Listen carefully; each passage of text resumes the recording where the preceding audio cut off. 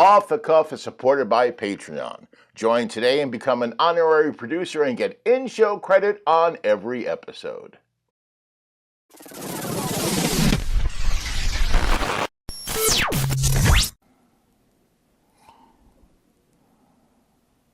Beavers and ducks.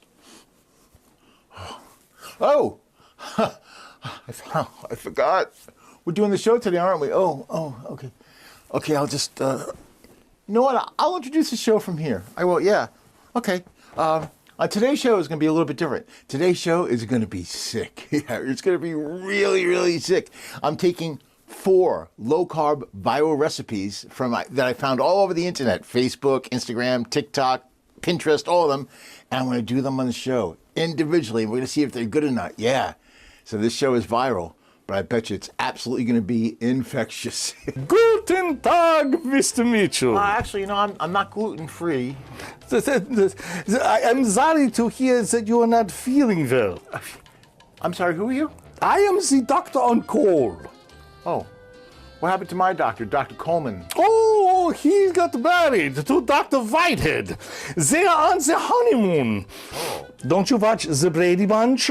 Actually, I do watch The Brady Bunch, and if you know that reference, you're a bigger nerd than I am. I am Dr. Zeus. Oh, Dr. Seuss. Zeus. Seuss. Zoos, like where they keep all the wild animals. Oh, Washington, D.C. No, where they keep the dangerous wild animals. Walmart on Black Friday. No, this is where they sell churros and ice cream. Oh, zoos. Zoos, yeah, zoos. If you were expecting green eggs and ham, you will be disappointed. So, what seems to be the problem? Well, actually, Keep this under your tongue. No talking. Shh. I need to check your pulse. Oh my. Oh my. Oh my. Oh my. What's the matter? My watch stopped working. Don't worry, Mr. Mitchell. I will find out what ails you. Yes, I'm sorry, I don't understand. Write it down. Write it down. 4 words. So, one first word is the poke, the cheekbone. There's eye, nose, eye, no nose. The second word, belly. So, why? No, I am. This third word is no, go away. No, don't like you. Where is it? This is no, go, no, bad, angry, no, cut, no, out. Get out! Crisscross railroad station. String. I am string. I am rope. I am frayed. I am not. Fourth word. I am not fourth word. I am not dying. I am not dead. I am not dramatic. I am not blind. I am not vomiting. I am not passed out. I am not vomiting. I am not Shrek. I am not ogre. I am not green. I am not chic of Araby. I am not chic. I am not chic. I am not chic. I am not chic of Araby. I am not Zeke. Sick. I am not sick. Oh, you're not Zeke. No. I'm just doing viral recipes on my cooking show. Viral? Yeah, those are recipes that get spread all over the internet. You know, they spread like a virus. Ooh, what recipes? Oh, well, I'm doing low-carb blueberry muffins. I'm doing low-carb air-fried pizza pockets. I'm doing low-carb air-fried chicken nuggets that are rolled in pork panko. And I'm doing no-bake chocolate-covered peanut butter balls. Ah, now I understand. Yeah. Peanut butter balls. I love peanut butter balls. Yeah, me too. Which reminds me, Mr. Mitchell. Why are you putting on a blue glove? Oh, you don't have to. Moon River, wider than a mile. I'm crossing you in style someday. Oh, dream.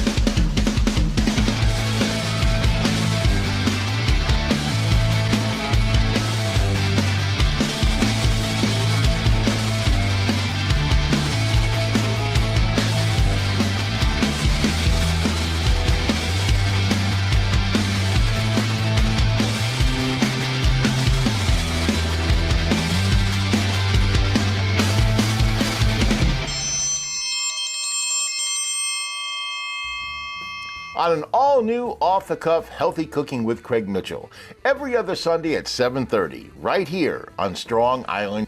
1/2 cup of almond flour, 1/2 cup of low-fat cottage cheese, 1/3 of a cup of fresh blueberries, 1/2 teaspoon of baking powder, 1 tablespoon of keto honey or to taste, and we're going to bake this at 350 degrees for 30 minutes. All right, first we're going to spray my silicone donut mold with some nonstick spray.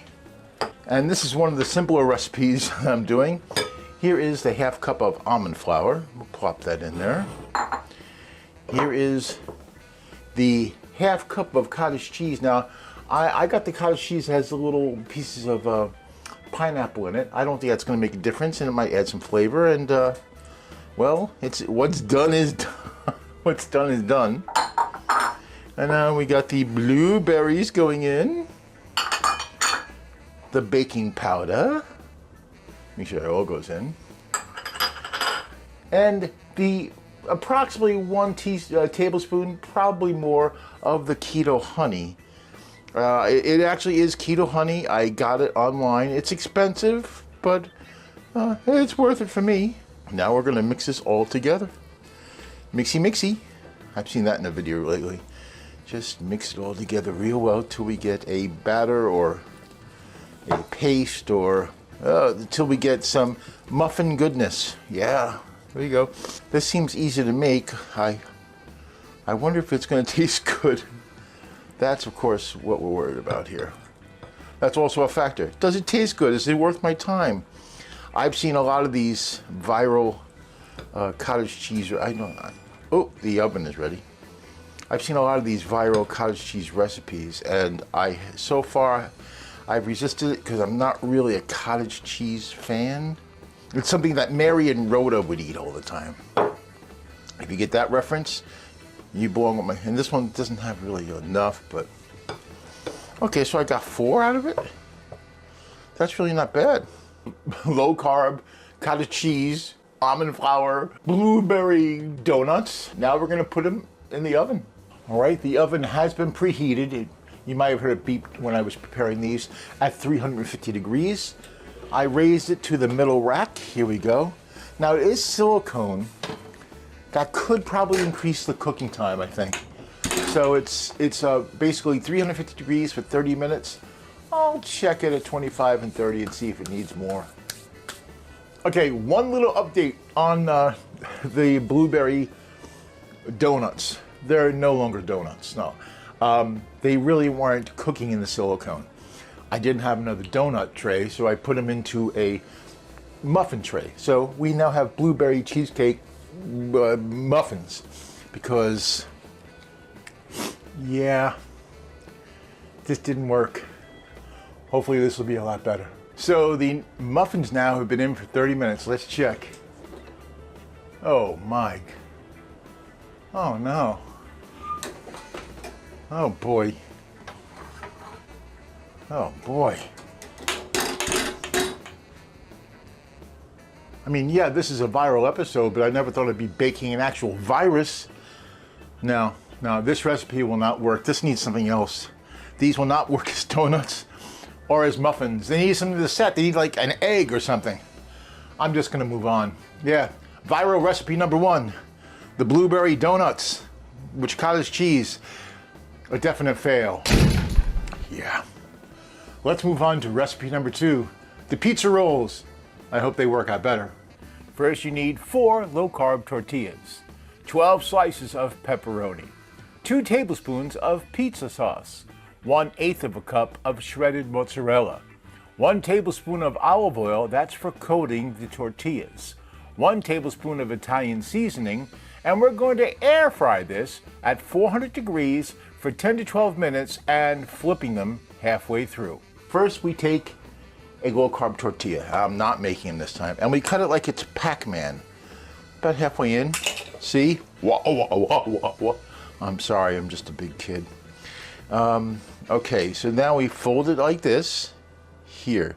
So what we're going to do is take a little bit of olive oil. This will be like the glue for it. So you do it like that.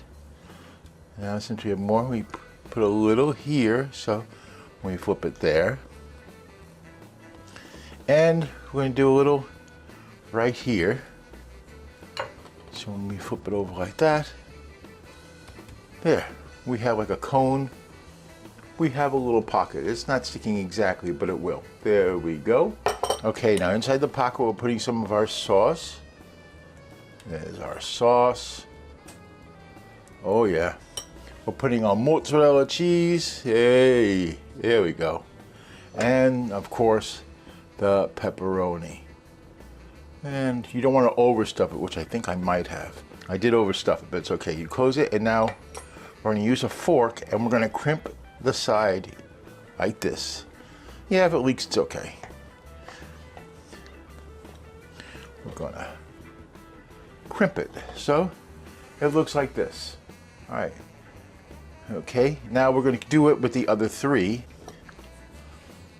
Actually, I only have 3, so let's do 3.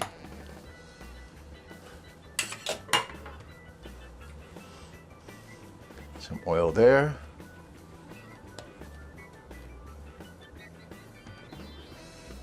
Some oil there. Now that we have our 3, we're going to lightly cover them with a little more oil. Just a little bit more. And we have some Italian seasoning. And we're going to put the Italian seasoning on it. All right. Now we're taking this to the air fryer. Okay, now we put our pizza rolls into the air fryer. I did not preheat the air fryer. I didn't think it was necessary for this. In it goes, 400 degrees. Now it says 10 to 12 minutes. So we're going to do 6 and 6. Okay. Oh, these are done. It's time to taste them.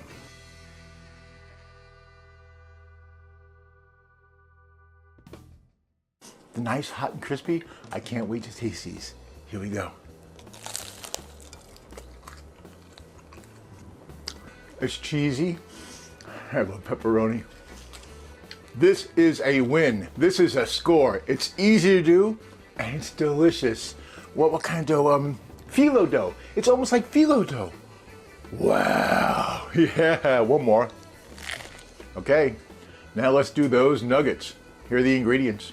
Start off with 7 ounces of ground chicken, 1 cup of pork panko, that's ground pork rinds, 1 large egg, 1/2 teaspoon each of garlic powder, onion powder, and paprika, salt and pepper to taste.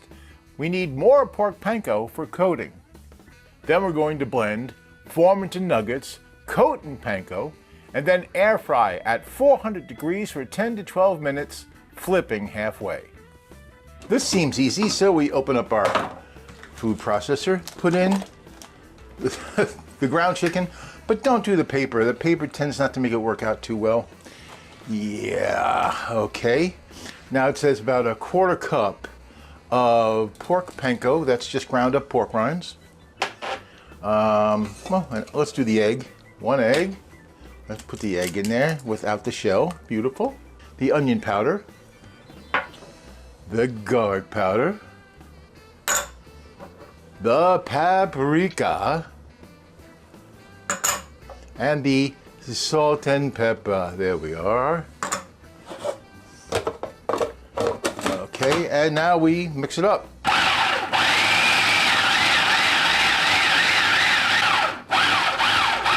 Okay, that's done. Okay, now we take a spoon And we kind of form this into a little nugget and roll it in the pork panko here. Some more pork panko and place it there. And we're just going to do that now. I don't want to make them too big. Just roll it up. It forms real nice into the pork panko. And in there. And we're just going to do that. All right, all right. I don't think we're going to have a repeat of our blueberry muffin donuts. The blueberry muffin donuts. Sounds like a Saturday morning TV show. Ladies and gentlemen, the blueberry muffin donuts. Of course, if you're working with raw chicken, wash your hands thoroughly after this and don't use any of this again.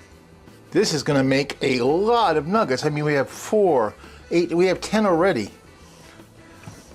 I think 12 nuggets would be about enough. And then I can always save that for later. So we got 11. So 3, 7, 11. Okay, one more nugget. We're going to make one more. And then we're going to jump this into the air fryer. Yay.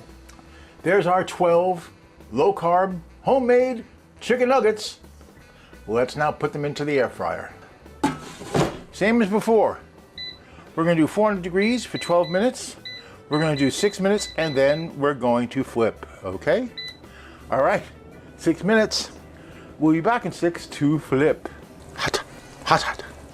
They look pretty, don't they? Yeah, they look nice and pretty. Pretty nuggets.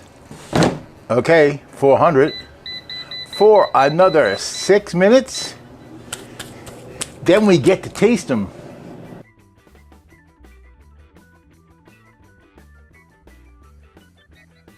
Okay, and now our chicken nuggets are done, and they look really, really good. Come on, they do. Real easy, real simple. Gonna taste it. Here we are.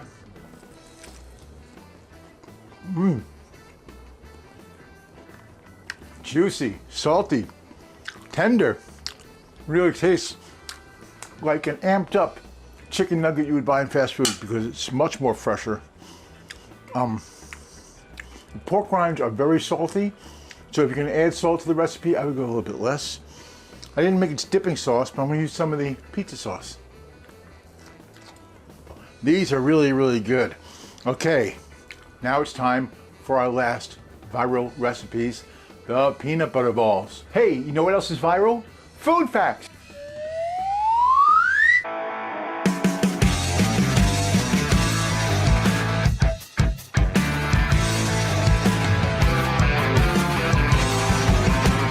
Viral recipes go way back beyond the internet era. Well, of course. The first recipes that were shared were by handwritten manuscripts, apprenticeships, royal and religious kitchens, and also word of mouth. Going all the way back to the 1st century AD, the Roman Empire featured one of the first cookbooks, Apicius. Yes, it was circulated throughout the empire. Nearly every wealthy household had a copy.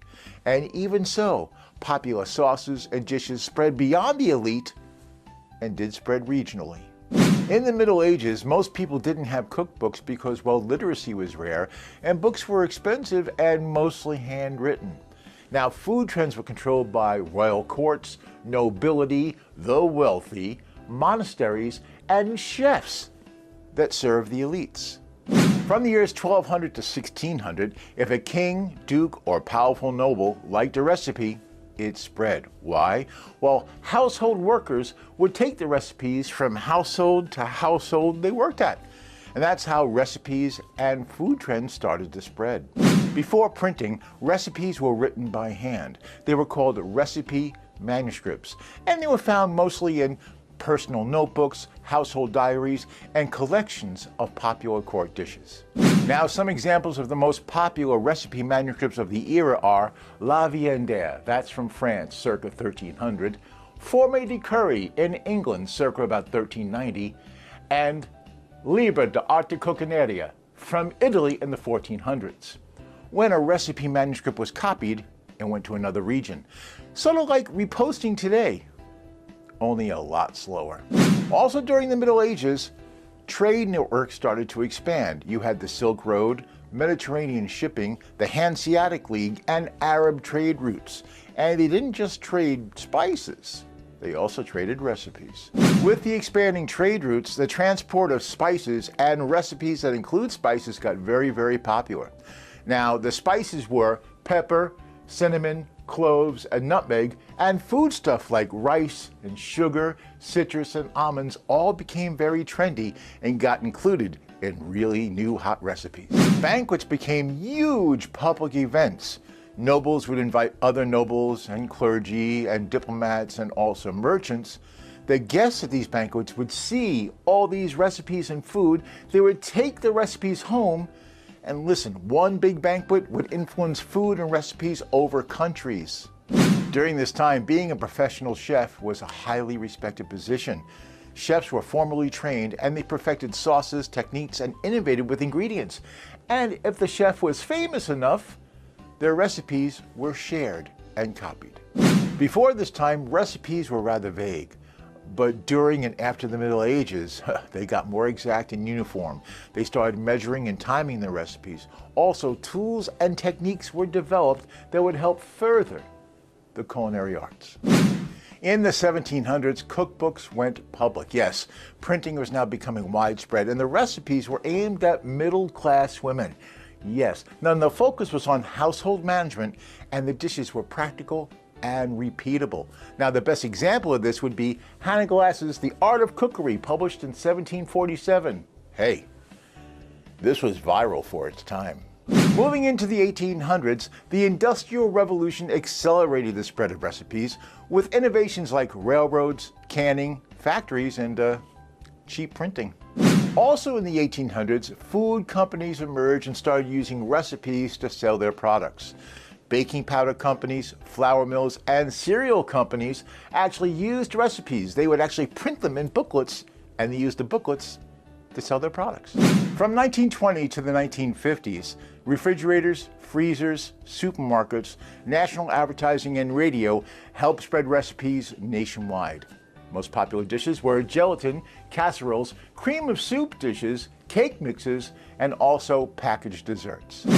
From the 1950s to the 1970s, cooking shows took the main stage. Yes, famous chefs like Julia Child and Graham Kerr reached millions, and recipes spread all over the country, and in a lot of cases, the world. From the 1970s to the 1990s, restaurant culture and copycat culture becomes a thing.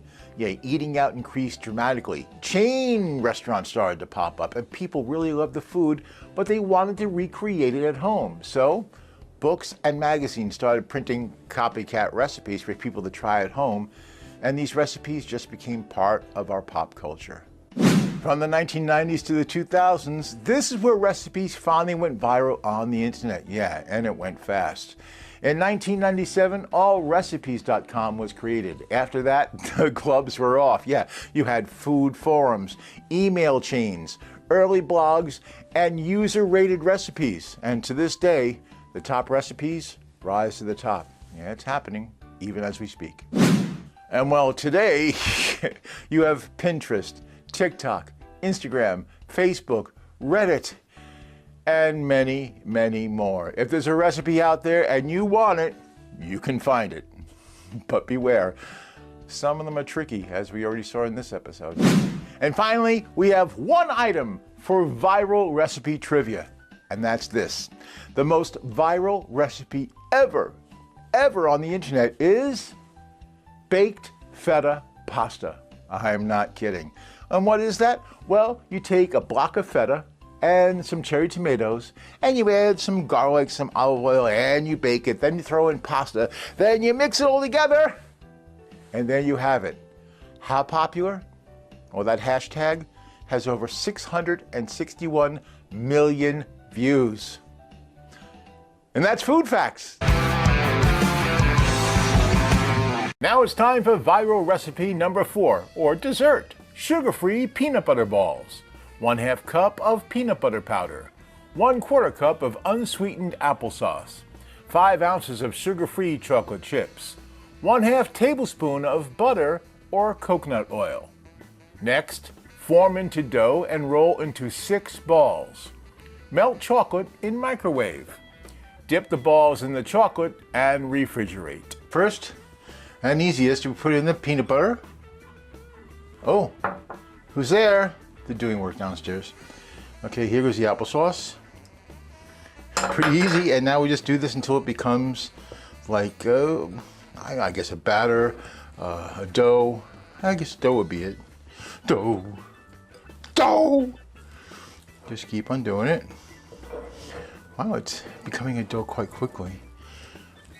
My supposition would be, if I have trouble doing this, I could add a little bit more applesauce, but I don't think I'm gonna have trouble. I think it's forming quite nicely as it is. Yes, quite nicely. I just want to make sure everything gets mixed in because some of that peanut butter powder was on the bottom. Screw it. I'll make a couple balls out of this. I can make one big one. That would be a big peanut butter ball. No, we're gonna probably 2 or 3. Okay, so we're gonna melt the chocolate, microwave style. Yeah, I don't do the double boiler. I put the butter and the chocolate in there, 30 seconds at a time until it's melted. Yes. Comes the second one. Second one in. Now the third one. Okay. There we go. Now, in the refrigerator or the freezer till they get nice and hard.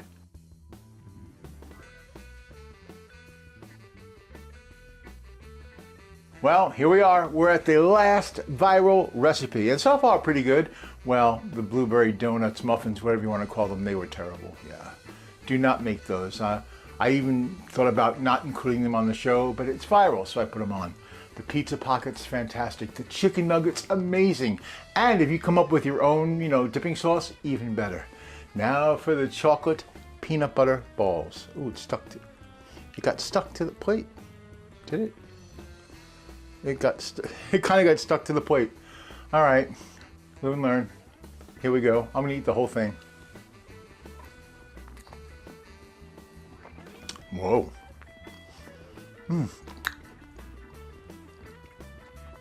Chocolatey, of course. You taste the peanut butter. You can't really tell there's applesauce in here. It's good. It's kind of like a Reese's peanut butter cup, but not as sweet. But it's good. It's actually delightful, and considering that it's all, low sugar, even better. Is this one stuck also? Yeah, that's stuck. Well, you know what? You live and learn. Spray your plate before you put it in the freezer. But that's it for this time around. Thanks so much for watching my show. I'm back here again in another 2 weeks for yet another episode. Until then, this is Craig Mitchell saying, be well, eat good, eat viral. Third word says no. Just stop. Get out. No, stop.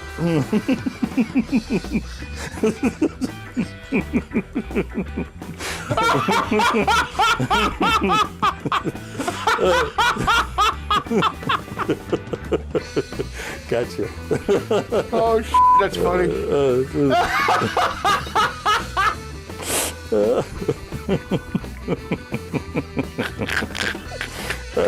Why would that be the third word? No. My best to the con. Okay, I'll try to hold it together. I gotta be.